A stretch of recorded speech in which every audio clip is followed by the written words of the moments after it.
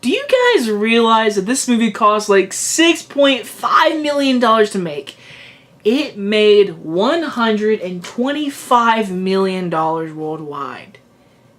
And we're all thinking, well, it's gonna get a sequel, but if you watch the first one, you are totally saying to yourselves, there's no way we're getting a sequel. Happy Valentine's Day, everyone. Happy Death Day to you. The sequel that no one really asked for is we got a sequel now, and I can't believe we got a sequel. Like I said in the very beginning, the first movie was a small budget. The first one made $100 million. Okay, my personal opinion of that movie, it is fine. It's a good movie. It's funny. It's got good scares. It's PG-13. It's fine what it is. But it had comedy and it mixed it together really well. I like the main actress girl, Jessica Roth or whatever like that. She was really good as Tree. And this one, it is back. We have returned. And so this time it involves time loops and different dimensions. And it's going there. So basically the storyline is the blonde-headed Asian guy in the group is pretty much, he is now experiencing the relive of every single day, getting killed, reliving every single day. And so he has this time thing, this dimension scientific experiment that can create a new dimension. Things go wrong, which leads her back to her repeating her days in a different dimension, so things are different.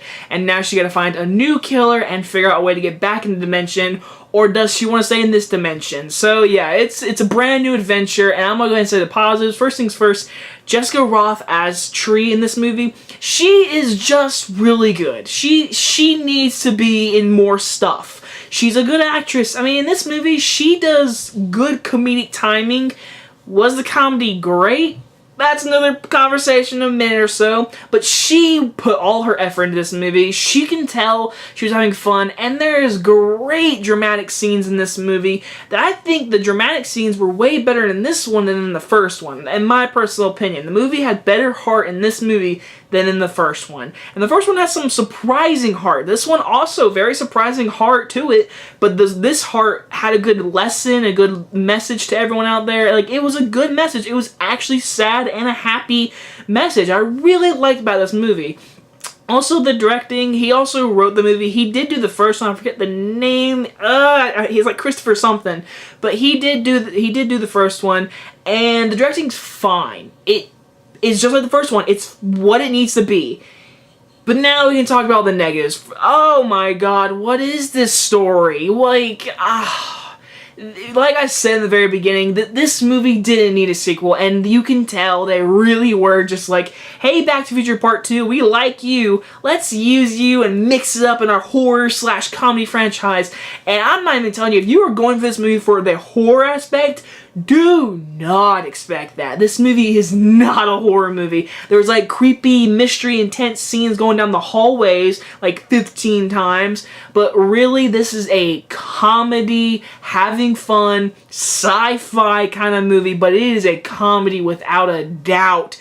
And I didn't think any of the comedy worked. And that is sad because I chuckled a few times in this movie, but I never laughed. I mean, the whole theater didn't laugh either. I mean, there was like 20 people in this theater, but really, I mean, it wasn't funny. I mean, in my theater, it wasn't. Like, there were some scenes that you could tell it would be a big laugh. It was a packed theater, but in this theater, not a single laugh in this theater. And it wasn't scary. I'm telling you, it's not a horror movie. No more. It is not that anymore. It's a sci-fi comedy, pretty much. But the movie is it's kind of confusing. There is a plot hole I will not spoil, but it involves a twin in the very beginning. At the very end of this movie, they never explain what that twin was. That's all I'm going to say. If you see the movie, please tell me what that twin was. They didn't explain what happened. So there is many plot holes in this movie, and the story is so convoluted, and it feels so stretched out of why to make a sequel to this movie, and it's just because it's money. You know why? Because the movie was made for $9 million. This movie is going to double its budget, and we're going to get a third one, and my god, how they ended this movie. If the third one is how this one ended, I really don't want to see a third one. I was like, no, don't. I was like, we're stretching this movie. Now we're really stretching if we make a third one with that storyline that they set up. I could care less about this movie. The comedy didn't work. The story was so jumbled. I never laughed. It's entertaining to watch. You could say, like, you could watch it. If you're a fan of the first one, I would recommend seeing it just to see it, because it does really involve seeing the first one if you haven't seen the first one. But overall, Jessica Rothe is really good. She has great dramatic parts in this movie. I really like the heart. What they do with the heart part, like, I don't want to, like, it has something to do with a certain character, and it's a decision made by her that I was like, wow, that's really good. But overall, that can't hold this movie up, and the mess of a storyline this is, I could care if they make a third one. Oh my god, I really hope they don't use the storyline they set up this one. So this Valentine's Day, I do not really recommend this movie. I'm gonna give it a D+. Again, like I said, my most anticipated, I didn't think they could make a sequel out of the first one, but they did, and it definitely could tell, like, you definitely didn't need a sequel from the first one.